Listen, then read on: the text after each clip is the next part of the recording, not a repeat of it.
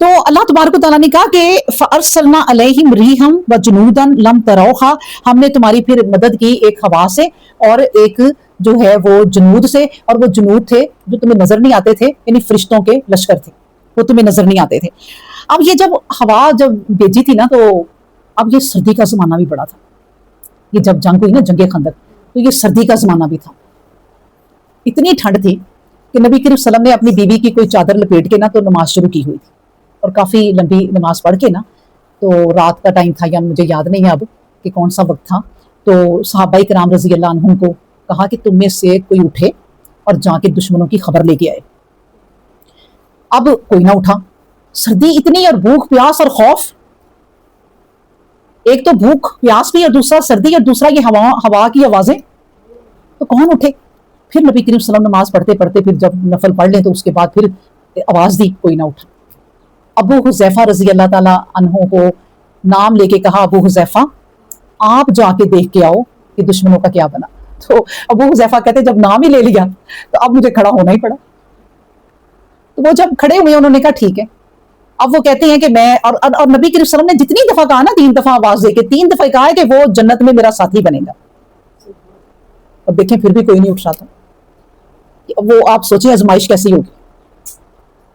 ہمارا کیا بنے گا یہ بھی ساتھ ساتھ سوچتے ہیں، کوئی آزمائش نہیں، کوئی امتحان نہیں، کوئی کچھ نہیں،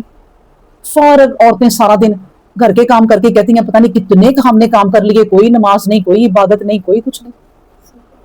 ہماری تو آزمائش یہ 5 نمازوں سے ہونی ہے اور ہو رہی ہے، ہماری تو کوئی خاص کوئی ہے ہی نہیں آزمائش۔ ان کی آزمائش دیکھیں، صحابہ اکرام رضی اللہ عنہم نہیں اٹھ رہے، پکار کون رہا ہے؟ نبی کریم صلی اللہ علیہ وسلم۔ وہ آزمائش کیا ہوگی؟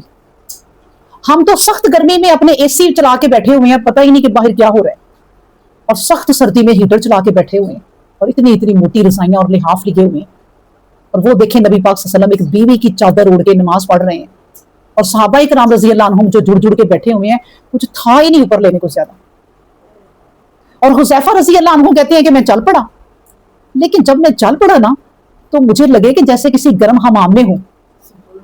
مجھے ارد گرد کسی گرم ہوا نے گھیر لیا۔ بس چلنے کا نام ہے نا، صرف چل پڑو، بس تم آزمائش میں کھڑے ہو جاؤ، بس اللہ نے کہہ دیا اپنی نیند توڑ کے تہجد میں اٹھ جاؤ اور نماز میں اٹھ جاؤ، کھڑے ہو جاؤ، یہ بس اٹھنے کی بات ہے، اللہ کی مدد شروع۔ آپ نماز میں کھڑی ہو جائیں گی، دل بھی لگ جائے گا، آپ نماز پڑھ رہی ہوں گی، نیندیں بھی اٹھ جائیں گی، آپ کا دل چاہے گا میں اور بھی پڑھوں، اللہ کی مدد آ گئی۔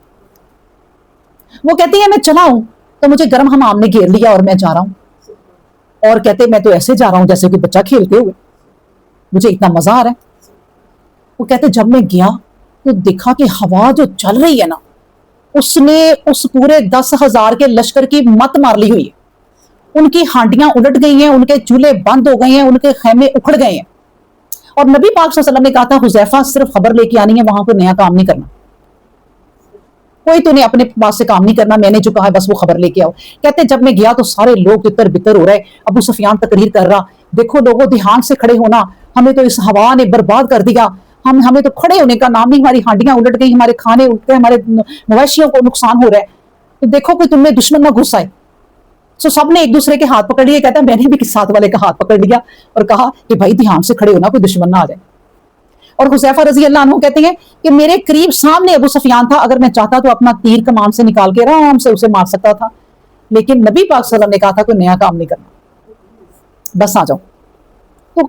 جب ابو سفیان نے تقریر کی تو کہتے ہیں میں تمہیں اب یہ حکم دیتا ہوں تمہارا سردار کہ اپنی پیکنگ شروع کرو اور یہاں نہیں رہنا، ہمیں واپس چلے جانا چاہیے، ہمیں تو یہ ہوا ٹکنے نہیں دیتی۔ اور وہ جو ایک لشکر ابھی نظر ہی نہیں آ رہا تھا، وہ آ کے ان کے مویشیوں کو، جو ان کے لوگوں کو کیا وہ فرشتے کر رہے تھے تنگ، وہ اللہ نے کہا لم تروہا، تم اسے دیکھ نہیں پا رہے تھے، وہ تمہیں نظر نہیں آیا تھا۔ 10,000 کے لشکر کو یہ اللہ تبارک و تعالیٰ نے قابو کیا، اور ہو کیا رہا ہے کہ نبی کریم صلی اللہ علیہ وسلم خندق کے اس طرف صرف بیٹھے ہیں، جنگ کے انتظار میں کہ لوگ حملہ نہ کر دیں۔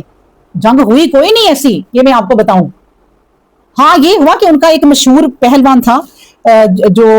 عمرو بن عبدو عامری، جو عرب کا مشہور پہلوان تھا، وہ آیا اور اس نے کہا میں ان کا بندوبست کرتا ہوں، خندق پار کرتا ہوں۔ اس نے خندق پار کرنے کی کوشش کی اور اس کے گھوڑے نے خندق پار کر لی حضرت، نبی کریم صلی اللہ علیہ وآلہ وسلم نے کہا کہ کوئی ہے جو اس کا مقابلہ کرے گا؟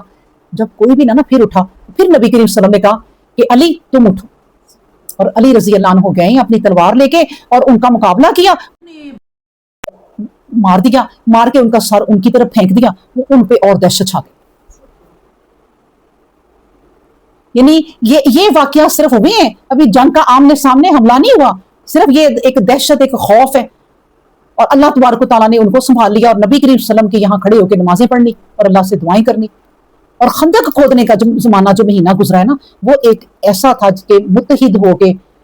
ایک ہو کے سب نے کام کیا اور خندق کھودی۔ اس کا مطلب ہے کہ مسلمان ایک ہو جائیں نا،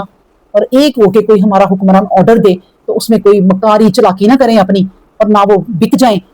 تو اچھے طریقے سے کام کریں تو کوئی ہم پہ حملہ کر ہی نہیں سکتا۔ صرف یہ ہے ہمارے جو بڑے بڑے حکمران ہوتے ہیں وہ بکے ہوتے ہیں، کوئی ایک ہی نہیں ہوتا، ورنہ کوئی مسلمانوں کو دیکھ بھی نہ سکے۔ دنیا میں جتنے مسلمان ممالک ہیں اتنے دوسرے نہیں ہیں، لیکن پھر بھی سب ڈرے ہوئے، اس لیے کہ ایک نہیں ہو رہے۔ اب انہوں نے ایک ہو کر خندق کھودی، اور اتنی لمبی خندق کھودی، اور اس خندق کی وجہ سے کوئی ان پہ ڈائریکٹ حملہ کرنے نہیں آ سکا، ورنہ وہ 10,000 کا لشکر پورے کا پورا آ جاتا۔ اور بھی بڑے واقعات ہیں اس جنگ میں، کہ پھر کیا تھا اللہ تبارک و تعالیٰ، یہ میں آپ کو اگلی آیت پڑھتی ہوں اور وہ بھی سناتی ہوں، واقعہ بہت پیارا ایک اگلا بھی۔ تو اللہ نے کہا وَقَانَ اللَّهُ بِمَا تَعْمَلُونَ بَصِيرًا، اللہ وہ ہے کہ جو کچھ بھی اس جنگ میں دیکھے عمل ہو رہا تھا نا، جو بھی اللہ سب کو دیکھ رہا تھا، کہ کوئی دل سے کر رہا ہے، کوئی اگر نہیں اٹھ رہا، نبی پاک صلی اللہ علیہ وسلم نے کہا ہے تو وہ ان کی کوئی مجبوری ہے یا کچھ ہے، اللہ ان کے عملوں کو جانتا ہے۔ اللہ جنگ میں جتنے لوگ ہیں نا نبی پاک صلی اللہ علیہ وسلم کے ساتھ، کئی بیچ میں دیکھیں نا، ابھی ہم پڑھیں گے آگے کہ بیچ میں نبی پاک صلی اللہ علیہ وسلم کے ساتھ منافق بھی ہیں،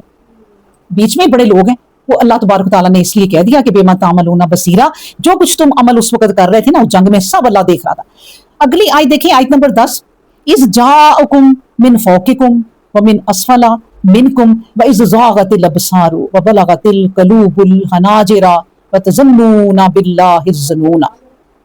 اب دیکھیں اللہ نے کہا کہ دیکھو، اذ جاءکم، جب تمہارے پاس آ گئے تھے نا یہ لشکر، من فوقکم، تمہارے اوپر سے بھی، ومن اسفل، اور تمہارے نیچے سے بھی، یعنی دیکھیں انہوں نے احد کے، میں نے آپ کو کہا نا احد پہاڑ کے پیچھے سے اوپر سے بھی جگہ سنبھال لی، اللہ نے کہا اوپر سے بھی آ گئے، اور انہوں نے کہا ومن اسفل، اور نیچے سے بھی انہوں نے جگہ سنبھال لی، قبضہ کر لیا انہوں نے ایک جگہوں پہ۔ تو تم پتہ کیسے ہو گئے تھے؟ اللہ نے کہا سنو، وَإِذْ، اور تب، زَاغَتِ الْأَبْصَارُ، تمہاری آنکھیں نا کھلی کی کھلی رہ گئی تھی۔ جب پتہ چلے کہ اس وقت اللہ رحم کرے، ہمیں پتہ چلے کہ ہمارے اس پورے علاقے کو کافروں نے پوری طرح گھیر لیا ہے، تو کسی وقت بھی ہمارے گھروں میں حملہ کر سکتے ہیں، تو کیا بنے گا ہمارا؟ یہ بنے گا وَإِذْ زَاغَتِ الْأَبْصَارُ، آنکھیں تمہاری کھلی کی کھلی رہ گئی تھی،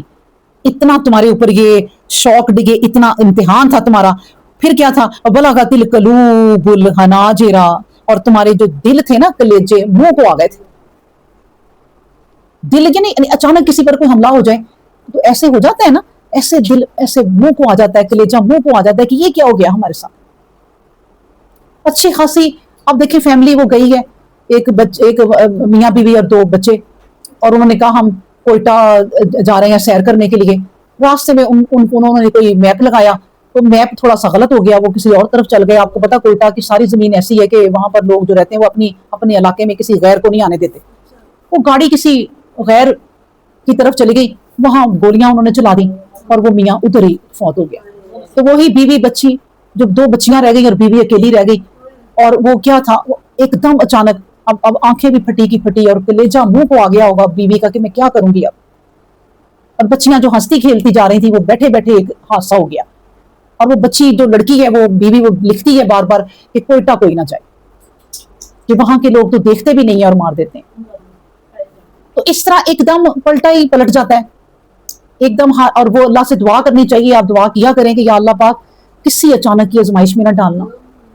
کسی ایسی آزمائش میں نہ ڈالنا کہ جس میں ایک دم ایمان جو ہے نا ہمارا ختم ہو جائے، اور ہم اللہ کو نعوذ باللہ کوسنے لگ جائیں کہ یہ آپ نے ہمارے ساتھ کیا کسی آزمائش میں نہ اللہ ڈالنا، کسی ایسی آزمائش میں جس میں ایمان ہمارا جاتا رہے۔